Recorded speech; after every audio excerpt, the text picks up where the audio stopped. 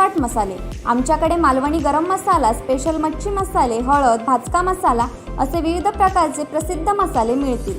तसेच सर्व प्रकारचे लोणचे देखील आमच्याजवळ मिळेल। प्रोपरायटर दिलीप शिरसाट, संपर्क 84 32 22 40 32।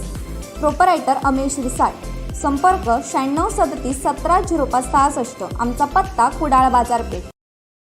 महाराष्ट्राच्या राजकारणात आणखीन एक ठाकरे लवकरच प्रवेश करणार आहेत। त्यांचं नाव आहे तेजस उद्धव ठाकरे। शिवसेना पक्षप्रमुख उद्धव ठाकरे यांचे कनिष्ठ चिरंजीव आणि युवा सेना पक्षप्रमुख आदित्य ठाकरेंचे धाकटे बंधू। शिवसेनेतला सत्ता संघर्ष गाजत असताना आता शिवसेनेला नवी उभारी देण्यासाठी उद्धव ठाकरे आपला हुकुमाचा एक्का बाहेर काढणार आहेत आणि हा एक्का आहे तेजस ठाकरे। महत्त्वाची बातमी आपल्या समोर येते। उद्धव ठाकरे यांनी त्यांचं महत्त्वाचं आणि शेवटचं अस्त्र बाहेर काढलंय। आताच आलेल्या बातमीनुसार उद्धव ठाकरे त्यांचा मुलगा तेजस ठाकरे यांना राजकारणात लॉन्च करण्याची तयारी करतायत। याला कारण ठरत आहे की तेजस ठाकरे यांची सार्वजनिक कार्यक्रमातली उपस्थिती। तेजस ठाकरे हे कोल्हापूरच्या एका सार्वजनिक कार्यक्रमामध्ये दिसले होते। त्यानंतर कार्लागडावर जाऊन एकविरा देवीचं दर्शन त्यांनी देखील घेतलंय।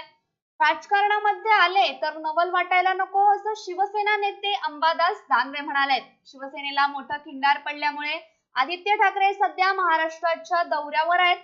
शिवसेना सोडली त्या आमदारांच्या मतदारसंघामध्ये आदित्य ठाकरे जाऊन कार्यकर्त्यांशी संवाद साधतायत। त्याचप्रमाणे उद्धव ठाकरे हे देखील आपण लवकरच महाराष्ट्राच्या दौऱ्यावर जाणार असल्याचं त्यांनी सांगितलंय। आजपर्यंत तेजस ठाकरे शिवसेनेच्या राजकीय कार्यक्रमात फारसे दिसले नाहीयेत। 2019 साली अहमदनगरमध्ये तेजस ठाकरे शिवसेनेच्या व्यासपीठावर आले होते। त्यानंतर तेलंगणाचे मुख्यमंत्री के चंद्रशेखर राव मुंबईमध्ये आले असताना त्यांनी उद्धव ठाकरे यांची भेट घेतली होती। त्या दरम्यान तेजस ठाकरेही उपस्थित होते। वन्यजीव संशोधन यामध्ये तेजस ठाकरे यांनी स्वतःची वेगळी अशी ओळख निर्माण केली आहे। तर पाहूयात, जर तेजस ठाकरे राजकारणामध्ये आले तर आपल्याला काय बदल पाहायला मिळतोय। Bureau news कोकणशाही।